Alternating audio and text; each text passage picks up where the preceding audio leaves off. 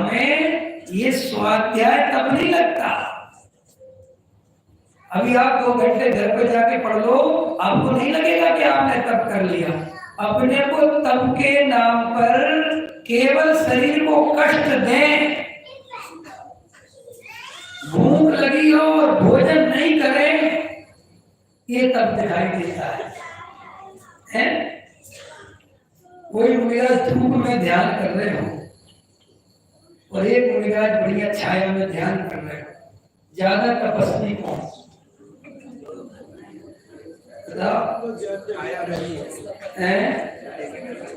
वो ही बताओ जो लग रहा है, वो मत बताओ जो बताना है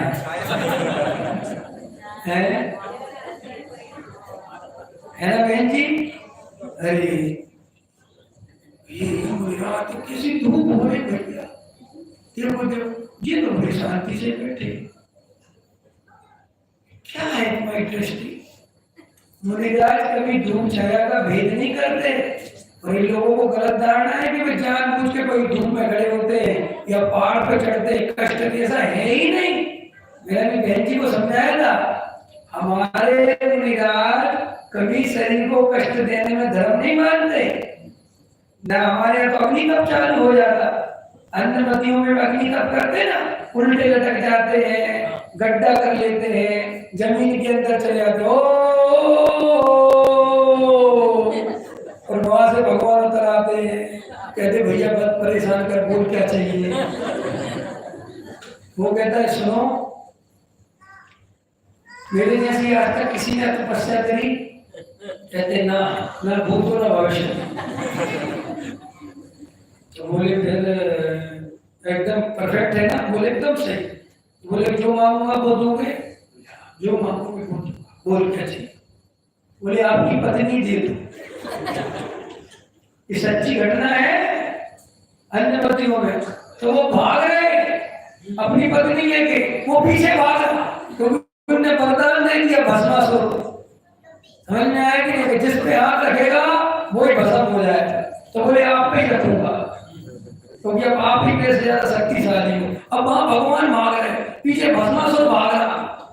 इतने में खबर पहुंची तीसरे भगवान पे, बोले गड़बड़ हो गई, उन्होंने बिना सोचे समझे वरदान दे दिया, आप कैसे निपटाओ?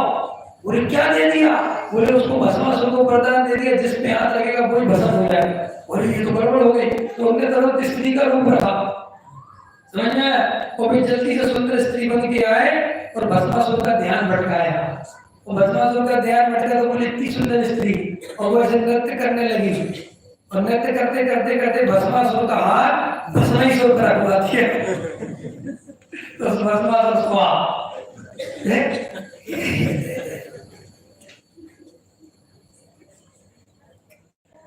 मेरे साथ पता प्रॉब्लम क्या है, मैं जिस बात को छेड़ता हूँ उसी से संबंधित 1000 बातें याद आ जाती है।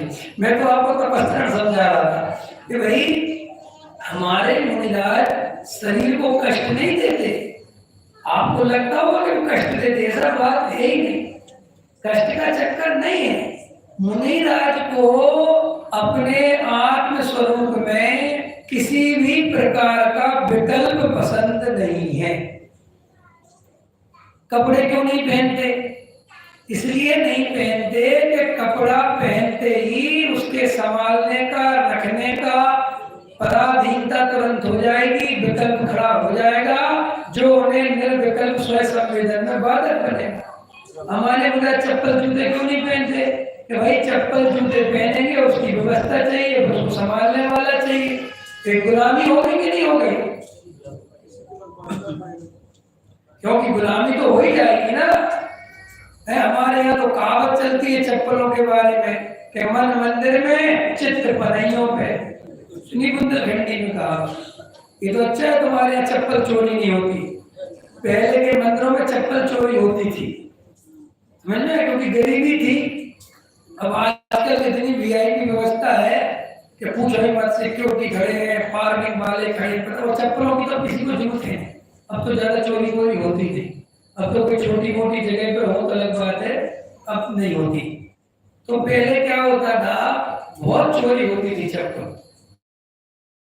तो आदमी पहले तो मंदिर के पहले ये सोचता था चप्पल उतारो कहाँ, तो एक चप्पल यहाँ घुसा देता था, एक चप्पल यहाँ, कि कोई भी किसी को नहीं समझ में आएगी कि नहीं। फिर भी वो चोर था, वो भी जानता था कि बेटा तू डाल डाल में पाप तो तू जहाँ जहाँ जाएगा मुझे पता है तू क्या बदमाशी करेगा। वो फिर भी मिलान करके पहन के चला जाता था। तो ये क्या करता था, चप्पल रख के आता था ना, तो यहाँ बोलता था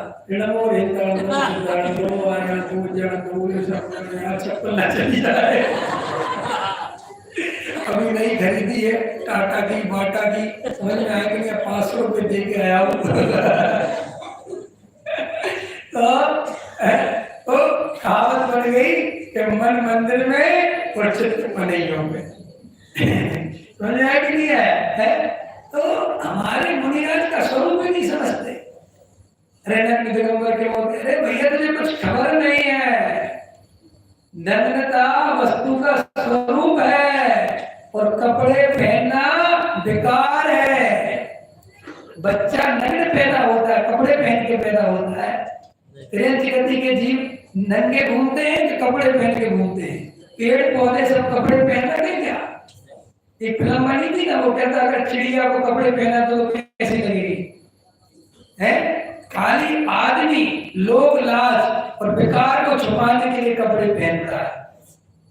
तो हमारे मुनिराज के अंदर कोई बेकार ही नहीं बचा, कोई कसाई ही नहीं बची, कोई पराधीनता उनको रही नहीं, कोई विषय कसाई के भाव रहे नहीं। तो क्यों ये पराधीनता स्वीकार करें?